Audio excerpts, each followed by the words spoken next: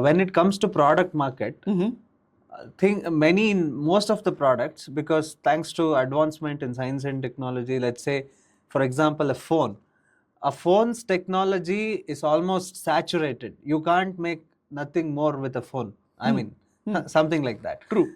It's just an example. There are many other things that we can talk about like this. Yes. To create a differentiation in the product is difficult. Yes. So, but in service business, you can still probably innovate. So, how to do that and how to create this differentiation, the USP in your service business? I'm glad again you asked this question as well, that the way you framed it, that at a product level, in most products across the world, I mean the high selling ones, there is hardly anything left for us to create as a differentiator. Now, even if there is a differentiator, like every year, every 6 months, every 3 months, we see a phone on the market that has differentiated itself from the other phones, right? Like you bring up a 256 megapixel camera, then that's a differentiation at a product level. Tomorrow, God knows, I mean, there could be a razor coming out of the phone and shaving you, and I don't know where it is going. AC, probably. Exactly. Yeah. But having said that, the problem is the moment there is this differentiation created at a product level, even if you're a differentiator, 3 months later, when you actually go down to the market to buy that mobile phone, there are dime a dozen phones available with probably the same features or maybe more. Yeah. Right. So in this day, because of the advent of technology, you can create a differentiator at a product level, but be rest assured that that is going to be maybe copied or, God forbid, even bettered in no time. Right. So when you said what is like how to define a USP, I think the time has come where we have to move away from USP as a term. USP is overrated and it is outdated both at the same time. I think the right word which all of us should be looking at is UVP. UVP. Okay. Yeah. Now this is my firm belief that this is true for the products also, because with so much of option available, even in the product segment, people are not buying the product anymore. What is UVP? UVP stands for unique value proposition, not unique selling proposition. Right. What you offer as a unique selling proposition, like I said, will be copied or even bettered. Even if it is copied, it's not unique anymore. Like when you go to the market to buy a 256 megapixel camera, and then you have 5 phones which have 256 megapixel camera, it's not unique anymore. You see? So when people are buying at a features level, that is fine. You can create these differentiators, but they don't last long. But when people are buying for or when you're making your clients buy for benefits that you're offering, that is when you're moving closer towards finding what value proposition are you delivering. Yeah. You know? And I have not known of a single client, of a single consumer in the market even bring out 5 rupees or 10 rupees from his pocket until and unless he gets some value. Like for example, Parle-G. I'm sure you've had Parle-G biscuit. Yeah, of course. You like it, right? I think it is our nation's most favorite biscuit. Yeah. But it's been on the shelf for like, I don't know, before I was born. Yes. Right?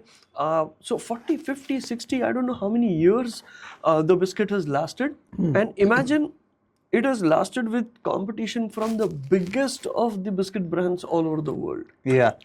And it costs what? 4, 5, 10? At best 5, I think 10, not more than 10 rupees. Yeah. Now imagine this. When you're buying that biscuit, you're not buying it because it is the cheapest. Yeah. I mean, by the grace of God, today we can afford any and every biscuit that we want, especially in a city like Bangalore and Pune. We can afford any biscuit brand, by the way. But the ones who choose Parle-G, if you go out and ask them what are they choosing it for, I think they're choosing it for nostalgia. Right. The value, the feeling that you get, that you got as a child, you're looking at it again. And that's why you're buying Parle-G. No biscuit brand can take nostalgia away from Parle-G. Yeah. Of course, I don't want to get into the debate whether there are other biscuits better than Parle-G or not, but I'm assuming that there would be at least 10, 12, 15, I don't know how many biscuit brands that probably are better than Parle-G biscuits. Someone who is a biscuit connoisseur would tell you Yeah. that there are other biscuits which are much better than Parle-G. Right. It doesn't matter. Hmm. People who are buying Parle-G are buying it for the nostalgia, not the product. Yeah. Do you get me? So, I think the market now, the services market has to understand this, that when you said innovation, what can the service industry do to innovate itself, um to create that differentiator? I don't think, I mean, when you talk of things like that, mostly the market is inclined towards thinking that I have to do some technology innovations to bring about a differentiator. I think the differentiator in service industry is more so to do with observations. One has to observe as to where is the gap in the market. Not necessarily a bug, not necessarily an area which has never been addressed. An area which is being addressed, but how can I make it better? What is it that customers are really looking for? Right? This has worked for me, and I think this is the way ahead. This is how service businesses should approach the market. Be very commonsensical, Yeah. and for which kind of people that they are targeting, they have to spend time with them. They have to be in the market, be observant enough to know where are the gaps. Yeah. Are we getting products? I think we're getting every product now. The differentiator could be in the way you're getting that product. Right. Right? Like, for example, grocery stores were always around the corner, and then DMart came, and then a lot of others came. Then delivery also was happening.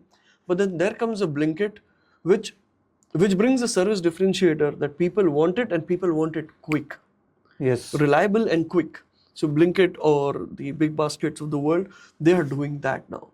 By the time you reach home and you fresh and change if you order something and you fresh and change, your stuff is at home. The last minute delivery app is what.